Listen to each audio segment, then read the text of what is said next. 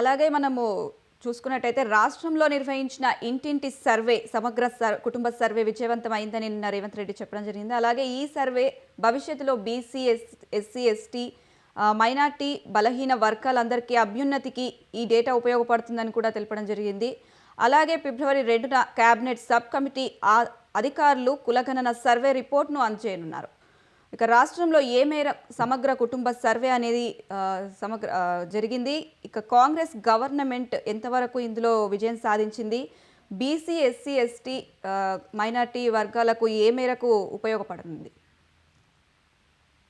ఇప్పుడు local body elections రాబోతున్నాయమ్మా, జరపాల్సి వస్తుంది. జరపాల్సి వచ్చినప్పుడు కాంగ్రెస్ పార్టీ ఏం నిర్ణయం తీసుకుందంటే బీసీ రిజర్వేషన్ల విషయంలో బీసీ కులగణన జరగాలి. కులగణన అంటే బీసీలో కూడా వర్గీకరణ తీసుకొచ్చి రిజర్వేషన్లు అమలు చేయాలి అనేటువంటిది వాళ్ళ ఉద్దేశం. మామూలుగా బీసీ రిజర్వేషన్ ఉంది లోకల్ బాడీ ఎన్నికల్లో. కాకపోతే ఏంటంటే వర్గీకరణది ఇప్పుడు మనం ఎస్సీలో వర్గీకరణ కాబట్టి వర్గీకరణ తీసుకొచ్చి అంటే ఏ కులం వాళ్ళు ఎంత శాతం ఉన్నారు, బీసీలలో కూడా ఎక్కువ శాతం ఉన్న కులం ఉన్న వాళ్ళకి రిజర్వేషన్లు రావాలా, ఈ విధానం తీసుకున్నారు. అంటే ప్రాక్టికల్గా అది సాధ్యమా అనేది మనం చూడాలి. ఇప్పుడు కులగణన జరిగింది, ఎస్సీ, ఎస్టీలు, బీసీలు వాళ్ళకి సంబంధించినటువంటి జనాభా ఎంత ఉంది అనేది ఇప్పుడు జరిగింది. దాని నివేదికంగా బయట పెట్టలేదు, ఇప్పుడు బయట పెట్టాలి, కమిటీ మీటింగ్ జరగాలి అని చెప్తున్నారు. అది ఆ కులగణన అనేది సిస్టమేటిక్ గా జరిగిందా, హడావిడిగా జరిగిందా?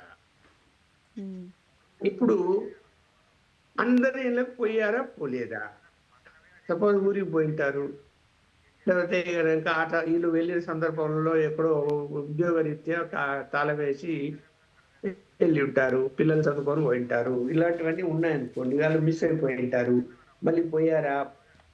ఉదాహరణ చెప్తారు, నేను బీసీనే, నేను హైదరాబాద్లో మా ఇంటికి రానేలేదు, నేను 2-3 సార్లు లేము, ఎక్కడికో వెళ్ళాము, అప్పుడేమో వచ్చారో తెలియదు.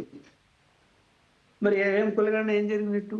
నేను 30 సంవత్సరాలుగా హైదరాబాద్లో ఉన్నా, నా ఆధార్ కార్డు ఇక్కడే ఉంది, నా ఓటర్ హక్కు ఇక్కడే ఉంది, ఓకే నేను కడప జిల్లా వాడిని, ఇక్కడ వచ్చి 30 ఏళ్ళు అయింది, అన్నీ ఇక్కడే ఉన్నాయి, నాకు అక్కడ ఏమీ లేవు. ఆంధ్రప్రదేశ్లో ఓటర్ ఐడి కూడా లేదు అక్కడ, అన్నీ ఇక్కడే ఉన్నాయి, సొంత ఇంట్లో ఉంటున్నాము, మా ఇంటికి రానేలేదు, మరి ఏమైపోయింది బీసీ కన్నా? నేను బీసీనే కదా అంటే ఎగ్జాంపుల్ చెప్తున్నా.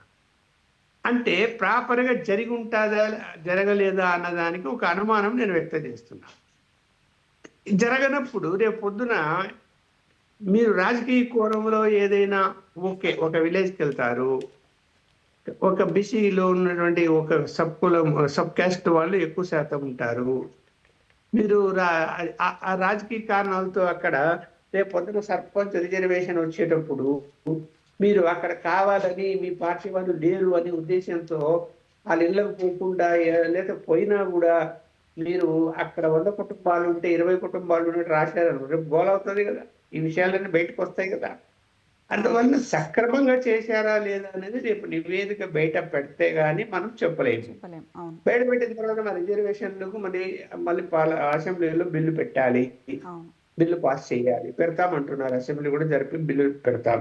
ఎందుకంటే దగ్గరకు వస్తున్నాయి ఎన్నికలు కాబట్టి ఈలోగా రిజర్వేషన్లు పెట్టాలి. మరి దానిలో ఎవరైనా కోర్టుకు పోతారా అంటే కోర్టుకు పోయే అవకాశాలు కూడా ఉంటాయి.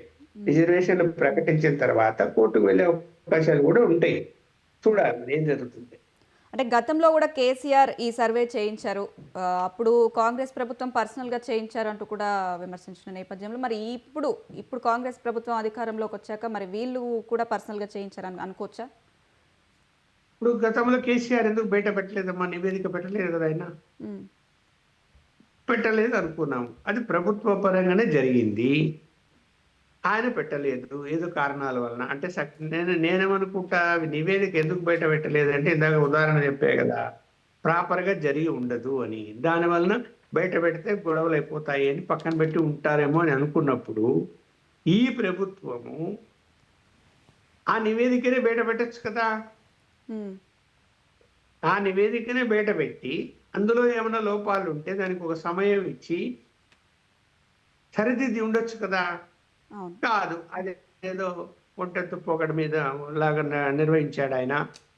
అది వాళ్ళ పార్టీకి ఉపయోగపడే విధంగా ఉంది అని ఇలా ఆరోపణ. అది పక్కన పడేసారు. అసలు అది బయట ఎందుకు పెట్టలేదు?